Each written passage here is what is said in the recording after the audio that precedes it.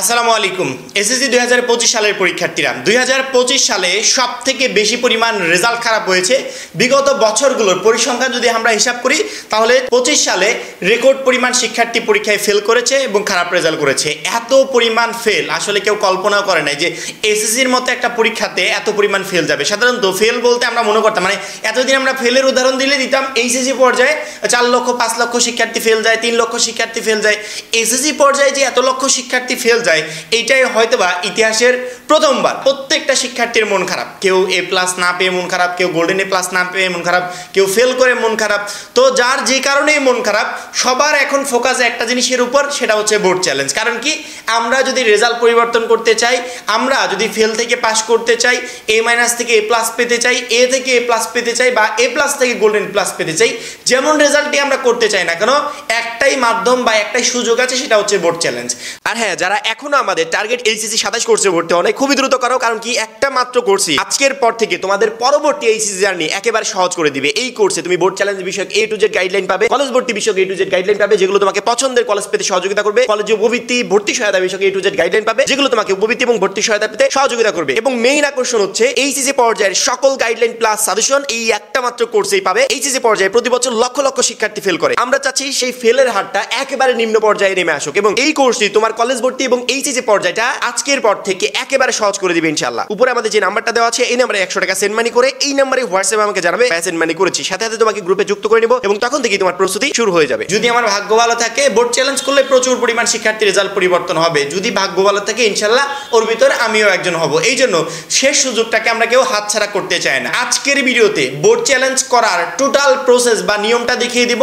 চাইলে তোমরা বাসা থেকে টেলিটক সিমের মাধ্যমে বোর্ড চ্যালেঞ্জের আবেদন করতে পারো, বা কম্পিউটারের দোকান দিয়ে যদি আবেদন করো সেক্ষেত্রে তোমাকে নিয়মটা জানতে হবে। এই কারণ যে তোমার আবেদনটা করে দিচ্ছে প্রতি বছর এমন অহরহ উদাহরণ দেখি যে পরবর্তীতে রেজাল্টই প্রকাশ পায়নি, রেজাল্ট পরিবর্তন হয়েছে বা হয়নি, যে কোনো একটা রেজাল্ট তো আসবে কিন্তু একটাও আসে না। তার মানে কি, সে যখন বোর্ড চ্যালেঞ্জের আবেদন করেছিল তখন আবেদনটা হয়েছিল না। এই জন্য তোমাকে শিখতে হবে, এবং যখন যাকে দিয়ে আবেদন করাও তার উপর খেয়াল রাখতে হবে যে তার আবেদন প্রসেসটা ঠিক আছে কিনা। আর যদি টেলিটক সিম থাকে তুমি নিজেই বাসায় বসে আবেদনটা করতে পারবে। আমাদের বোর্ড চ্যালেঞ্জ আবেদন শুরু হবে 11 জুলাই থেকে, অর্থাৎ রেজাল্ট প্রকাশ পেয়েছে 10 জুলাই, আবেদন শুরু 11 জুলাই, বেশি সময় কিন্তু নাই।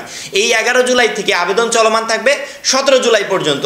মাঝখানেও যে আহামরি সময় আছে এমনটা না, প্রচুর পরিমাণ শিক্ষার্থী এই বছরে বোর্ড চ্যালেঞ্জের আবেদন করবে, কারণ এই বছরে ফেলের হারটা বেশি, খারাপ রেজাল্টের হারটা বেশি।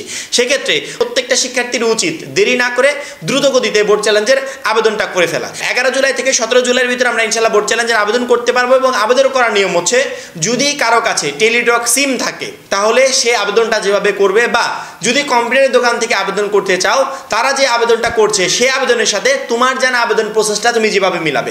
প্রথমত আমাদের মোবাইলের মেসেজ অপশনে গিয়ে টাইপ করতে হবে RSC, পরবর্তীতে একটা স্পেস দিতে হবে, তার পরবর্তীতে বোর্ডের নামের প্রথম 3টা অক্ষর দিতে হবে। আমরা রেজাল্ট দেখার সময় যেরকম দিয়েছিলাম সেরকম 3টা অক্ষর দিতে হবে, কিন্তু প্রথমে দিতে হবে RSC, পরবর্তীতে বোর্ডের নামের 3টা অক্ষর, তারপরে স্পেস দিয়ে তোমার রোল নাম্বারটা দিবে, তারপরে আরেকটা স্পেস দিয়ে তুমি বিষয় কোড লিখবে। তুমি বাংলায় বোর্ড চ্যালেঞ্জের আবেদন করতে চাও, তুমি বাংলার বিষয় কোডটা লিখে দেবে, তুমি ইংরেজিটা করতে চাও ইংরেজির বিষয় কোডটা লিখে দিবে।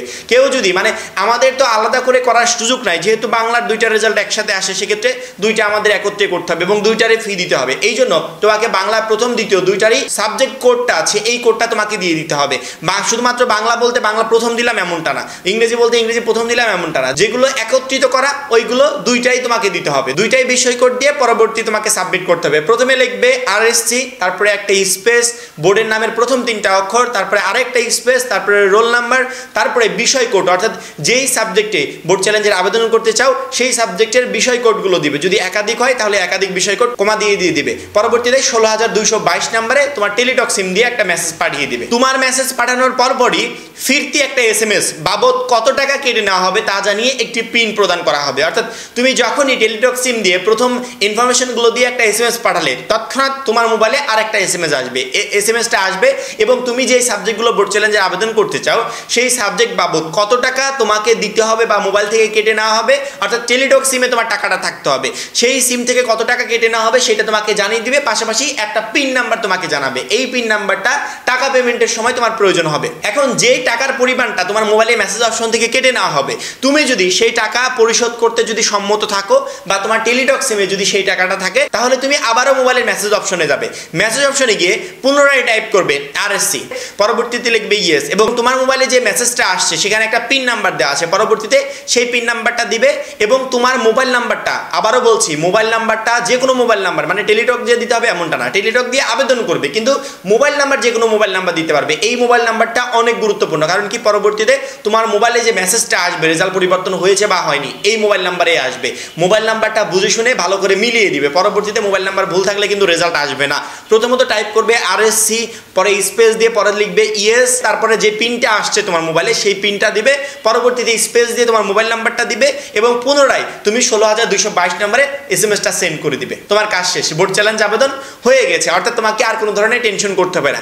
বাসায় বসে বোর্ড চ্যালেঞ্জে আবেদন করলে হয় কি, মানে অ্যাকুরেট হলো কিনা এটা আমরা বুঝতে পারি। কম্পিউটার দোকান থেকে করো কোনো প্রবলেম নাই, তবে আমি যেভাবে দেখালাম তুমি খেয়াল করে দেখবে যে উনি ওইভাবে করছে কিনা, কারণ কি এটা খুবই সেন্সিটিভ বিষয়। যদি একটু ভুল হয়ে যায় পরবর্তীতে তোমার রেজাল্ট, মানে খাতা কলই হবে না, সেক্ষেত্রে তোমার খাতা তো চেক করা বা রেজাল্ট চেক করার কোনো অপশনই নাই। এই জন্য এটা ভালো করে দেখতে হবে যে বোর্ড চ্যালেঞ্জের আবেদনটা মানে যে করে দিচ্ছে তারটা ঠিক হচ্ছে কিনা, বা আমি যখন করছি আমারটা ঠিক হচ্ছে কিনা। বোর্ড চ্যালেঞ্জের জন্য তোমাকে দুইটা মেসেজ বোর্ডের কাছে পাঠাতে হবে। এক হচ্ছে প্রথম যে মেসেজটা পাঠাবে সেটা স্ক্রিনে দেখতে পাচ্ছ, এতটুকু তোমাকে টাইপ করতে হবে। রোল নাম্বারের জায়গায় তুমি তোমার রোল নাম্বার দিবে, বোর্ডের জায়গায় তুমি তোমার বোর্ড দিবে। যে সাবজেক্টগুলোতে তুমি বোর্ড চ্যালেঞ্জে আবেদন করতে চাও সেই সাবজেক্ট কোডগুলো, যে একটা হয় একটা কোডই দিবে, আর যদি একাধিক হয় কোমা দিয়ে দিবে। পরবর্তীতে এই SMS-টা 16,222 সেন্ড করার সাথে সাথে তোমার মোবাইলে একটা SMS আসবে, কত টাকা তোমার মোবাইল থেকে কেটে নেওয়া হবে, সেই সাথে একটা পিন নাম্বার তোমাকে দিবে। পরবর্তী SMS স্ক্রিনে যেভাবে দিয়েছি এইভাবে তোমাকে সেন্ড করতে হবে, অর্থাৎ তুমি যদি সম্মত থাকো ইয়েস লিখতে হবে, তোমার পিন নাম্বারটা লিখতে হবে, একটা মোবাইল নাম্বার দিতে হবে, আবার 16,222 নম্বরে সেন্ড করে দিতে হবে। তোমার ঝামেলা শেষ, বোর্ড চ্যালেঞ্জের আবেদনও হয়ে গেল। আশা করি প্রত্যেকটা শিক্ষার্থী বুঝতে পেরেছে। এখন এই পর্যন্তই, পরবর্তী ভিডিওর জন্য চ্যানেলটা সাবস্ক্রাইব করে রাখবে। যারা এখনো আমার কলেজ ভর্তি গাইডলাইন এবং টার্গেট HSC 27 কোর্সে ভর্তি হওয়া নাই, খুবই দ্রুত ভর্তি হয়ে যাবে, কারণ একটা মাত্র কোর্সই আজকের পর থেকে প্রত্যেকটা ধাপে ধাপে একবারে HSC 27 পর্যন্ত তোমার পুরো জার্নিটা একদম সহজ করে দিবে। সবাই ভালো থাকবে, সুস্থ থাকবে, আল্লাহ হাফেজ।